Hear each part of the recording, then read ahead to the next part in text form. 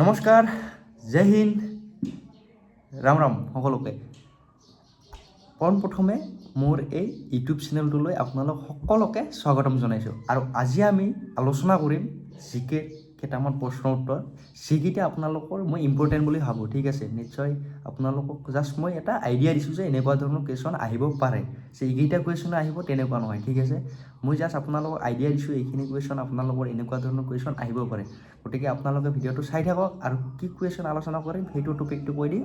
অসমৰ সাহিত্য সভাৰ সভাপতিসকলৰ বিষয়ে আমি আলোচনা কৰিম, কোনে কিমান চনত আছিলে, ঠিক আছে, আৰু কি নাম আছিলে। তো ভিডিঅ'টো চাই থাকক আপোনালোকে।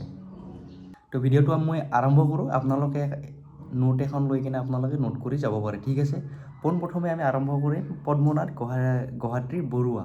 তেওঁ আছিলে 1917 ডিচেম্বৰ। ঠিক আছে, তাৰপিছত 2 নম্বৰত আছে চন্দ্ৰধৰ বৰুৱা। তেওঁ আছিলে 1918 ডিচেম্বৰ। তৰুণৰাম ফুকন, তেওঁ আছিল 1927 অক্টোবৰ। 4 নম্বৰত আলোচনা কৰিম ৰঘুনাথ চৌধুৰী। তেওঁ আছিল 1936 চনত। ঠিক আছে, এপ্ৰিল মাহত আছিলে। ঠিক আছে, কমলাকান্ত ভট্টাচাৰ্য আপোনালোকে নোট কৰি চাব।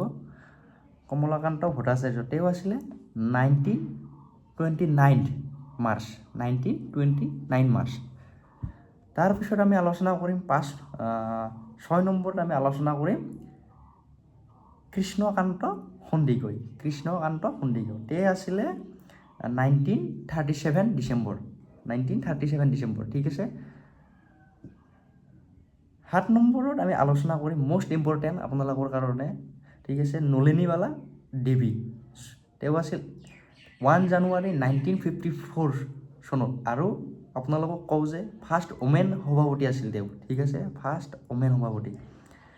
তাৰপিছত 8 নম্বৰত আছিলে পদ্মধৰ চলিহা। তেওঁ আছিল 1958 চনত। আৰু 9 নম্বৰত আছে নিৰ্মল প্ৰভা বৰদলৈ। তেওঁ আছিল 1991 চনত। 10 নম্বৰত আমি আলোচনা কৰিম মহেন্দ্ৰ বৰা। তেওঁ আছিল 1987 চনত। ঠিক আছে, আৰু 11 নম্বৰত আলোচনা কৰি আমি নগেন শইকীয়া। তেওঁ আছিল 1997 চনত। আপোনালোকে নোট কৰি যাওক, আৰু কিবা যদি বুজি নাপায় মোক কমেণ্টত সুধিব পাৰে।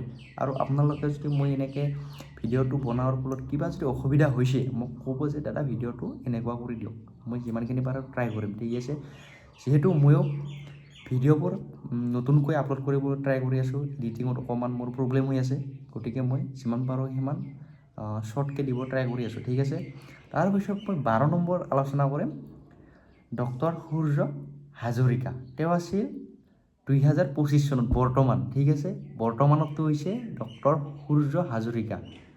ঠিক আছে, পাঠশালা বুলি কোৱা যিখিনি অসম সাহিত্য সভাৰ যিটো হেৰি গ'ল অধিৱেশন হৈছিলে, আমি গোটেইবিলাকে গম পাওঁ নিশ্চয়। সেইটো 2025 চনত তেওঁ আছিলে বৰ্তমান। ঠিক আছে, তাৰপিছত আমি আলোচনা কৰিম 13 নম্বৰত গিৰিধৰ শৰ্মা। তেওঁ আছিল 1973 চনত। আৰু 14 নম্বৰত আছে যোগেশ্বৰ শৰ্মা 1976 চনত। 15 নম্বৰত আছে যোগেন দাস। তেওঁ আছিল 1985 চনত। চাওক, ইমানখিনি আজি আমি আলোচনা কৰিম। যিহেতু এইবোৰ বস্তু আপোনালোকে চোৱাটো ইম্পৰ্টেণ্ট বুলি ভাবোঁ মই, কাৰণ এনেকুৱা ধৰণৰ কুৱেশ্যন নিশ্চয় অসম পুলিচত আহিব, এটা নহয় এটা মাৰিব আপোনালোকৰ, মই ইম্পৰ্টেণ্ট বুলি ভাবোঁ। আৰু আপোনালোকে ইয়াৰে কিমানকেইটা আপোনালোকে জানিছিল মোক কমেণ্টত জনাই দিব। ঠিক আছে, আৰু ভিডিঅ'টো যদি চাই কিনে ভাল লাগিছে বা এনেকুৱা ধৰণৰ যদি ৰিলেটিভ ভিডিঅ' লাগে, মোৰ চেনেলটো আপোনালোকে ছাবস্ক্ৰাইব কৰিব পাৰে। ঠিক আছে, আজিলৈ এৰিছোঁ। জয় হিন্দ।